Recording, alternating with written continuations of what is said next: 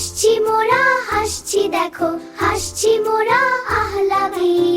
নমস্কার, এই ভিডিওতে সুকুমার রায়ের আহ্লাদি কবিতাটির কাল্পনিক চিত্রায়ন দেখব। সুকুমার রায়ের জন্ম হয় 30শে অক্টোবর 1887 খ্রিস্টাব্দে।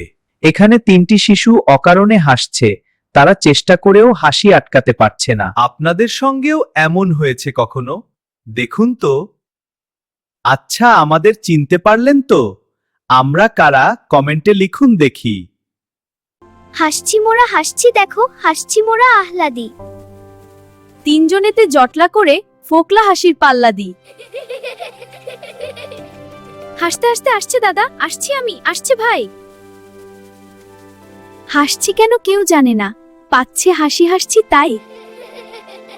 ভাবছি মনে, হাসছি কেন?